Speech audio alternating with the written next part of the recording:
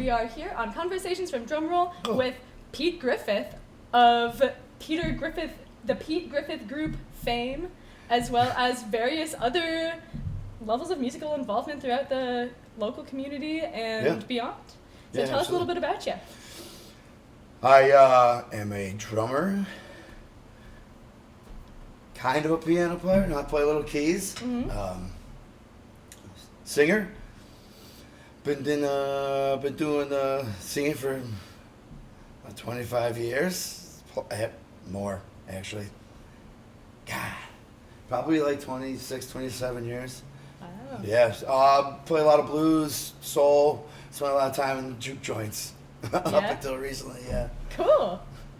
What has your musical journey looked like from this 25-year involvement period? Oh man, I've a hard time saying no, I think, or so I'm not musically trained, so it was just something I fell in love with over time. My father had, he sells real estate in Canandaigua, and he sold a house like towards like my senior year in high school. Okay. And I came home one afternoon and saw this drum set sitting in the garage because it was a closing day, and the homeowner never, when they moved out, there was a drum set, an old drum set. Left. Chuck would love it. It's an old 72. So I was like, oh man, that's pretty cool. So I set it up and just started like jamming on it. I just fell in love with it. And then, I don't know, within like a few months, I showed up to an open mic, started playing some blues and some shuffles, and I went down to Charleston and played some music. So I played blues. Then I ended up in New York City, did a small ska thing. And then I've sang metal. I've done some like small regional touring in the Northeast. I fronted a metal band. And then sang some, kind of like Black Girls Rock and Roll. But I found my niche in soul music. Real pocket heavy driven. Stuff that makes you wiggle. Yeah. Cool. And you certainly do. You performed here on Friday night. Yes. The 4th, the 3rd, something like that. 2. Yeah, the 2nd. The 2nd, yes. So you performed here on the 2nd, and from all the reports I've heard, unfortunately I couldn't make it, but you rocked the house. It was a good time. That was fun. I'm so glad. And you are the front man in this group, which is a bit of an I'm like the front back man. Yeah, exactly. Which is it's kind of an unconventional arrangement. Oh, I know. How did you find yourself? I'm interested in later going back to some of these earlier projects you've been involved with, but before we move backwards, I'm interested in how you found yourself in that position, because that's uncommon. Yeah, right. So it's funny. It's gonna sound. It's not meant to be arrogant, but I was playing in this band and I was the drummer. And again, I didn't know any. I'm just hanging with my buds and just I knew it felt good, that it just felt good. I'm not fancy. I'm not a fancy drummer. I'm a pocket player and I let all the cool guys do the fun stuff. I'll just be right here for you. But I'm playing and the singer, I was like, I know it's not good. I'm like, I can sing. We did something. This was like I'm like, you guys. It was Red House. It was Jimi Hendrix Red House, like a 145 blues, and I was like, can we? Yeah, I know that. Can we just work our way through that? I just sang it. I sang the crap out of it, and everybody was like, oh man. And then the singer dude, the guitar player, he was like, you could just see that. I mean, they knew. If we're gonna do it. If you're better at, Yeah, absolutely. You're better at a podcast. You can have the podcast. Yeah, exactly. No, yeah. So, and then that's how it started. And then as of actually just in the last couple of years, my band was like, get the drums up front. So we put the drums like front and center, the singers up front. Thank God we're rehearsed because they're great followers. I'm surrounded by some of the best. Yeah. I'm lucky. I super am. But it's a different dynamic, especially when you go out and play shows and like the sound engineers, like even though you set them the plot, they still like don't they're like, wait a minute, the drum's up front? Yeah. You know? And then you get there and you're like, no, I'm going to be here. And they're like, but the drum monitor's back there. And you're like, yeah, that's because it's in the wrong spot. You have all the materials you need to be. And they are, yeah, I'm a pain in the butt. But it works when it's doing it the right way. Yeah. I'm glad they talked me into doing that, but it is, yeah, it's different. Absolutely. But that's how that started. It was a band decision, like, oh yeah, you should sing. Cool. And then did the band go by a different name before that moment?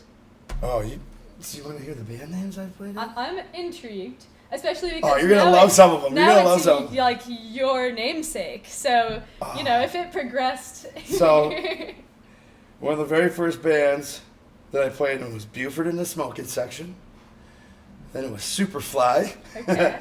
That was fun. Superfly. Oh, this is a good one. Frozen Brownie Legs. I could tell you this. I don't know if it's podcastable, that story. Okay. Unless it is. Some stuff we can edit some things out in the radio interview and have it in the unedited cut that goes on the Drumroll page. Okay. So here's how Frozen Brownie Legs started. We played a really cool show. We were young, super young. And it was a super big success. I think it might have been our first time with like a sound engineer. Like now a lot of these clubs have it, and it's awesome.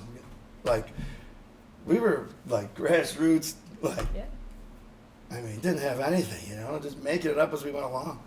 So we had this great success of the show. We had an engineer and the lights, and all our friends came out, and we came home, and one of our girlfriends, friends that are girls, now like we all had multiple, I didn't want that to sound, had brought, excuse me, an original cookie cake from the mall. I was like, congrats guys, it was Superfly. So we're eating that cake. Well, my bass player at the time had consumed a small amount of acid after the show. And out of nowhere, and the girl that had bought the cake was, she had a skiing accident at Bristol Mountain, so she was in like this cast thing on her leg, and he came bursting in from outdoors. It was a bitter cold night, and he just goes, can I have some of that frozen brownie leg? And yeah, it was definitely had to be their moment, but it was exactly what was processing. Yeah, you're like, all right. And somebody in the back goes, that's the name of our new band. And then like 2 years later, we had the Frozen Brownie Legs. That's awesome. So, oh man, we had that. Then I was in the metal band that was called Hog. Huh.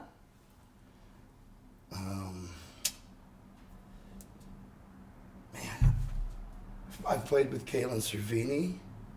Some really cool, like, kind of like theatrical pop. Yeah. Worked with some cats like Eli Flynn from Giant Panda and that. That was cool. King's Jealousy was kind of like a rock and roll with soul, I would call it, kind of Black Rosie. That kind of evolved over years into Vine Orange Ottoman. There's another good one. And then, as of recently, Dirty Bourbon I spent 12 years with. That I can't forget. Yeah, then played blues. Had great success with that band. And then that's when I started kind of getting towards my own thing, started writing some stuff. I was just before COVID, as we were speaking prior, I was going to work with a promoter and an investor and start to get that project going in COVID. Mm-hmm. But that's where Pete Griffith Group started, and then I, as of recently, took the job playing piano and keys in ZBTV, Zach Brown Tribute Band. And that's kind of taking us right here. Wow, cool. That's quite the journey throughout the years, and it seems took me a while to figure out where I fit. Yes. Really, honestly, that's what it really was, I think. Have you found that this spot where you're sitting with this like funk soul, really in the pocket, really punchy performances, is that really where you're finding you think you're gonna settle there? That's the best. Yeah. Like I grew up, I taught myself to play drums to like the Dr. Dre Chronic album, which I listened to very loud on the way here this morning. I was feeling like the sun's out, it's a beautiful day. I know, it's amazing. I had the Snoop Dogg tape as well. And then AC/DC, because when I would listen to some of the bands I was listening to at the time, and it got a little. Where I turned on the radio and like Rush would come on, like, yeah, right. So, and we didn't have YouTube. Yeah. 25 years ago. Or if there was anything, I didn't have a computer. So, so I knew I needed something repetitive. Sure. So I played a lot of hip hop, Beastie Boys. And, you weren't up to the Neil Peart. Yeah, no, I'll leave that to like the good drummers. I love just bouncing. Yeah.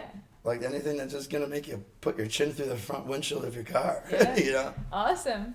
Cool. So you mentioned you'd done some regional touring and had this kind of like foray with metal. Could you tell us a little bit about that? 'Cause that's, I wouldn't say, very similar to what you're doing these days. Well, so how'd you get into that? It really kind of is, I think, though, right? Like blues is like this outlet, Yeah. To me, I guess I'm more thinking about the scene. Yeah, I don't know if I was like scene. I don't think if I really hung. Well, yeah, I did a little bit. I don't know. It was fun. It was, they're animals, and I still have some really close friends. Yeah. Some very guys that have, as a matter of fact, he was just here. A good friend of mine, Eric Burke, was just out here on Friday night. Came out. He fronts a band Slacko, national recording. I think he's worked with Nuclear Assault, he's been touring Brazil and does. I love that guy, and that's a friendship through that we still have now. And some of his favorite music is Justin. I'm blowing him in. Is Justin Timberlake, and everybody knows he loves to sing karaoke. He comes out and supports me. Oh, you should hear his music. Cool. Slack. Check it out. It's crazy. All right. He's an animal. His guitar playing. So I think for me, I don't know, it's quite easy. You can find a good person anywhere. Cool. Yeah. Is there any genre that you haven't been able to explore as much as you'd like to yet? I've tried. No, I think by now I have found where I fit. Cool. I'm horrible. I haven't spent a lot of time with reggae. Sometimes I find it, it's just a little different. But I think I get caught up too. I've always been in a project trying to make it, see how far you can take this fun little hobby of ours, I've always took that serious, like, let's see how far this will go, if you try a little bit, So I've definitely focused where, once I found it, my pocket, where I fit, I've just been staying right there. Cool. So have you, in this pursuit of trying to make it, what are some of the highlights and frustrations that you've come upon along the way? Money. Yeah? It all comes, I think. Without saying, not getting paid after a gig or things breaking down, all that. But really, if you could get some money behind you, you can go. Yeah. But it takes, and it takes support. People coming out and supporting, which, part of the door sales. Like, if you love live music or your buddy, who you keep going all over town going, you gotta see him, he's amazing. Yeah. Spend some money on him. Help him out. Yeah. That's been really the biggest thing, I think, for me, because I think if you had money, therefore you could travel. Yeah. Don't have to be home for a day job. Yeah, exactly. So if you could really just hammer down and go. Yeah, I think that's something that folks often overlook when they're thinking about the music scene. This has come up a couple times before on the show, but where people, it's a job. Like, touring is really rigorous, and what everyone sees in the performances that looks like it comes so easily. Sure. Is just the tip of the iceberg as far as it all goes. And some behind the scenes things, there are so many people involved. Oh my gosh. The management and the booking agents for the venues. Yeah, like you've been to a concert downtown, right? In Rochester. Look at Court Street. Oh yeah. Like when the Trans-Siberian Orchestra comes into town. Oh man. They block down. They gotta get the police that payroll has got to be unreal. Oh yeah. But right. It's totally. And we're just talking about come on out to the to Drumroll. Yeah, I know. Think about the number of people involved in our productions. I was even surprised by. You know what I mean? Yeah, exactly. There's a lot of behind the scenes. Yeah. So even in a small little operation. Yeah, and everyone's got to get paid, and everyone wants to, especially in an area where people just feel so passionately. They really would like to be able to make it work. I'm certainly experiencing that. Yeah, you're doing it though. Yeah. You know, we don't have a scene. Yeah. Without people like you, you know? Yeah, so we're trying to make it happen. And the people come out and support. And my favorite part about it, though, to be honest with you, is not, making the music, yes. But I like that I'm making the music. I like the connection. Yeah. Like, I'm not, hey, look at me and, I don't know. Like, I'm just like, yeah, come out. And when you get a good crowd and we're all just bouncing together. Oh, yeah. That's the best feeling in the world. Yeah, it's special. And sometimes when you're in the room for those special shows too, it's like so good. Yeah. You leave like there's a bounce for the night, you know? Yeah, makes it cool. Oh, that's awesome. I'm so glad. What are some of your kind of highlight performance experiences that have really taken you to that place that you're trying to match again? Yeah, absolutely. One of my very... Other than the Drumroll show, of course. Yeah. Well, that was my favorite ever. So far. That was my favorite show I played last week. Yeah, exactly. No, that was a blast. No, that was awesome. I played the Niagara Falls Blues Festival. Oh, nice. And about 8 years or so ago. And we had probably 7,000 people in the palm of our hands by the end of the show. That felt pretty good. We were bouncing. I can still I have that memory. Get the little bubble that was when I was like, oh yeah, we can do something here if we're connecting at that level. And then played a bunch, and since then I've played festivals with that same feel, size, and then as of just recently, with ZBTV, we had the opportunity to go to Japan for 9 days, I think it was. 10 days, 9 days, and do 8 shows in that span of time. And the very first, so we were playing for our troops over there too, so they were on base shows. Well, that first... All of them were on base shows? Yes. Wow. A couple were open to the public. The very first show, though, we were there, and we've been up for about 36 hours straight because we were getting some weather in this area at the time. Mm-hmm. And it was July, end of June, July, so we were getting really bad thunderstorms in the New York, Boston area. So we had missed a flight. That was that big flight to go all, the connector. And then, so anyway, some things got jammed up. So when we got to Japan, we were like 32, 36 hours, Some guys, I can't sleep on a plane. I fall asleep and then I'm like, oh, my mouth's open and then I'm up again.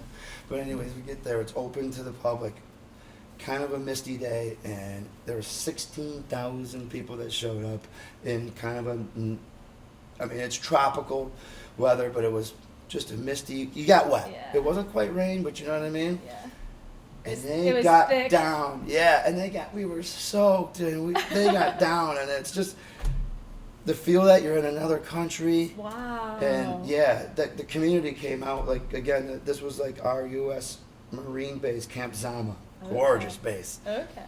Was throwing a community building thing for because our base is in this it was a beautiful community. Which I remembered the town name. Wow. But 16,000, and they came out and they were singing and dancing, and I couldn't help. I jumped off the stage with my tambourine and started dancing with them. Experience that was great. Have been. That was great. So is there out of these 16,000 people, how many of them were non-American? Yeah, from the community, Japanese. I would say most. No, that's the number. I think that's the number we heard is with the Marine that was hosting us, who's kind of in charge of entertaining, because there is a division of our military there to keep the troops entertained, which I find important. Yeah. Yeah, I know you're in good company with some of the greatest musicians to go on these tours. That's so cool. And then but the number we had heard was 15,900 was clicked through the door. So that means there might have been more there for people, because those bases you forget. Like some of the bases, there was one base we were on, and pardon me if I'm wrong, but it's like Sasebo, I think it was called, Air Force Base. Apologize if that's wrong, but 80,000 troops. I mean, there's small cities, students, kids. You go for a walk in the morning. They're playing soccer. There's students. Wow. Yeah, it was wild. It was cool. Oh my And just gosh. the Japanese, we spent some time. We had a little bit of time off, very short time. We lost most of it because of our delay getting there. But we were able to go into Tokyo one night, into Machida, and just the people were. It was awesome. So the folks that were from Japan were into Zach Brown music enough to be like recognize that what you guys were doing was going to give them like this really there was a authentic experience. Yeah, there was a receiving line, and they're like hugging us, and I was like, "Listen, man, I run wheelbarrows by the day, like." Thank you, like, you know? Yeah. Especially some of the service members are like, wanting to get a picture. I'm like, I'm a landscaper, man. You know? Yeah. Thank you. Yeah, absolutely. Well, that's the beauty of music, and like the way that these communities work is that everyone's really able to appreciate what everyone has to bring to the table. Yeah, absolutely. Wow, that must have been quite the experience. That was great. It was beautiful, too. Wow. Beautiful. Played a show at the base of Mount Fuji. Huh. Unbelievable. What were some of your biggest surprises during that time between the USO? Is that who you No, were? it was not USO, and man, I'm going to forget. That's it. But it was a different entertainment company. Okay. Same kind of scenarios. I think the USO has a little bit bigger budget. They're dealing with Bob Hope. Yeah. Yeah. Yeah, they had some of the Yeah, they get the heavy hitters. Yeah, the heavy hitters. Cool. So. Oh, so you're saying, so what would have been? Yeah, like throughout this whole working with the military's entertainment thing, going to Japan and bringing like kind of quintessential American culture over. What were some of the surprises? I can't imagine that you. Two things. Had a big. Sitting at the base of Mount Fuji was absolutely gorgeous. And after the interview, if you remind me, I have a picture to show you. Great. There's a name of this cloud, and it swirls around the volcano. It was swirling around the volcano. That's why we did that indoor show, because it was going to rain pretty bad. But this picture I caught of this, and there's a name for it, with the way the wind goes around up there. Oh my God, it's so cool. It's eerie. Really? Yeah. It's like out of like Independence Day or something almost. It's beautiful. Yeah. I forget the name of it. What a moment. And then the last night we were there, a couple of Navy SEALs were like, "You're coming with me," and they took me to this like alley bar, and they're like, "You have to meet Sheila," and I'm all right. So we get in this bar, and so Sheila was a drink. Okay. So I do a couple with them, and it wasn't too bad. And I go to do another shot. We're having the time of our lives. Yeah. And these guys are great. They're singing karaoke. They just type it in. It comes up on the screen. And the whole bar, it's a tiny bar. Tiny, tiny bar. It's come to find out, another picture I'll show you. I was drinking what they call habu sake. Okay. And what they do is they take sake. And I believe it's distilled in a barrel, kind of like a bourbon. Yeah. And they take a live adult male tree viper and put it, it's a viper. And the venom releases. Slows down like your liver in the process of, and it's like so you can party all night long. And these guys were like, all right, enough. I thought I was just having like a bourbon. Yeah. Yeah, little did you know you're like poisoning yourself. Oh my God. That was fun. I felt different in the morning, that's for sure. I bet you did. I told the guys at the end of the night, and the joke was, I'm like, if I wake up in the morning with a little bit of a lisp and I kind of start slithering into the bathroom, I'm like, uh-oh. Wow, well, that's interesting. I have really enjoyed hearing the stories of folks' trips abroad. Julia Weatherholtz was in here, and I mentioned this in the last interview too, but I just think it's so cool. She went to South Korea and performed in a Lindy Hop dance competition. She was like the singer in a jazz band that was like doing, and like all these folks in South Korea were super down with like this old style dancing. And I just had no idea that these like pockets of interest in American culture were really vibrant in other countries. There's like, remember like the Hot Topic and the Jankos? I know Hot Topic. Yeah, see, you're young. You missed that whole big pants thing. They're crushing them over there. Really? Oh, still with like the height. Yeah. Wow. They're around over there. I'm out of touch. That's really cool. Yeah, they dig it. It was fun. I'm I can't People even were so imagine. nice. I've always been very interested in a little bit of travel over there. We'll see what happens though. I know. It's, Right now, I'm deeply rooted in if Jackson. it wasn't a job, I would never be able to afford to do something like that. Yeah. But Wow, nice. it was fortunate that that was a good experience. Cool.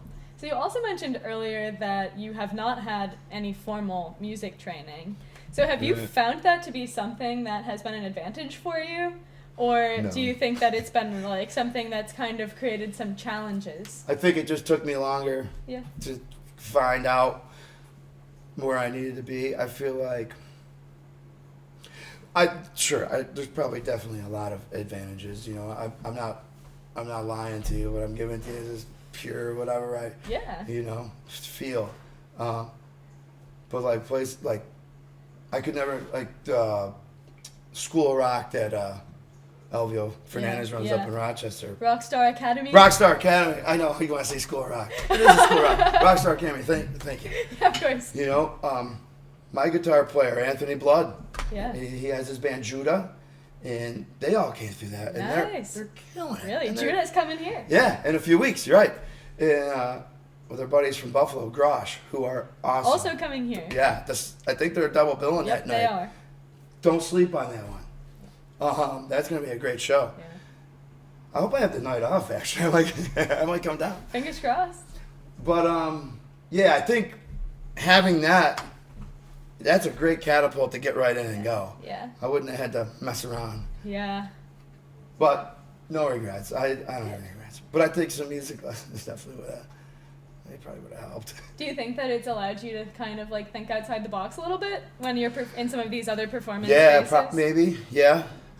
Or maybe not so much because sometimes that's what the lessons are like.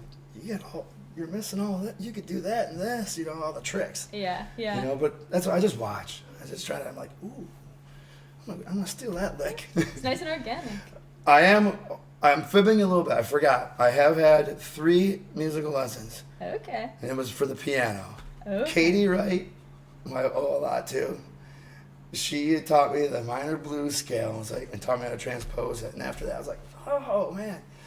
And then Charlie Linder gave me a couple lessons. But then I was like, all right, I have enough. This is like a year's worth of, I'm good. Yeah. It took me, I was like, oh, you just opened up. He gave me like this whole scale book and was just like, do that. And I'm like, well, there's 2 years. Yeah. I'll call you in 2 years. But yeah, that was another thing. I just kind of messing around with it. And Cool. fortunate enough, somebody called me and gave me a shot. What a experience that must have been after being a drummer and then suddenly finding yourself up on stage playing the keys. It's fun, yeah. It's freeing. It's like going from skiing to snowboarding. Now I don't have anything in my hands. Yeah, yeah. I can wiggle around. I don't have to play all the time. I can kind of run around and have a little fun. Cool. There's one final thing I'd like to touch on before we close out. So you have a very performance appears to become very natural to you, and you have this. It's fun. You have like ease. Yeah, you just look like you're having a ball. So Yeah. has that always been the case? Yeah. Cool. Has it always been? Have you found that you've had a lot of consistency, or have you experimented with some other on-stage personas throughout the years? No, I don't know how to fake it. So like when I'm like my mother was the first one too. She was like, "You're like Joe Cocker," and she was like introduced me to him. Yeah. It wasn't. I listened to I listened to a lot of early '90s. That's when I was in high school. Early '90s hip hop, and all of the Metallica that was coming out at the time. Some of that metal stuff, and then I knew I loved the blues, but I didn't know how to So I was just like, oh, B.B. King, Yeah. But I was listening to some of the really old stuff. Anyways, yeah, I got. Cool. My mom turned me on to Joe Cocker, and then I people are like, you sound like him and do the thing. And I'm like, I just don't know what to do with my hands. So if I'm gonna hit a certain note, my pinky has to be pointing a certain way. There's gotta be something going on. Yeah. Oh my God. That's awesome. Cool. I'm a spaz. I know. That's all right. But I'm having fun. Yeah, people like you that way. Yeah, Clearly. if I'm having you've fun. been successful. You've had a long, abundant career in music where people seem to have just absolutely adored you. You're known, Chuck calls you Cool Ass Pete. Oh, that's... So that's like what he put on our advertisements. Oh, that's so clearly you're beloved and it's worked out, and your genuine, very authentic performances have really created a very effective and delightful brand and band for you. Maybe I is. Yeah. Absolutely. Yeah. Be pure. Yeah. Just go on stage and just be pure. No, we don't. That's what I love about my group. We're pretty free. Yeah. We have so much trust for each other, and we're only starting to gain more trust. Yeah. So. Cool. Great. Well, before we close out for the day, do you have any final announcements, promotions, philosophies to share, messages of goodwill? I should have made notes. Messages, just wiggle. Go out and wiggle. That's my message. Get out and wiggle. Shake it. Fantastic. Absolutely. That's definitely my favorite closing out statement so far. So thank you very much, Pete. I appreciate you joining us on Conversations from Drumroll. Thanks for having me. Absolutely. Yeah, this was awesome. Hope to see you soon.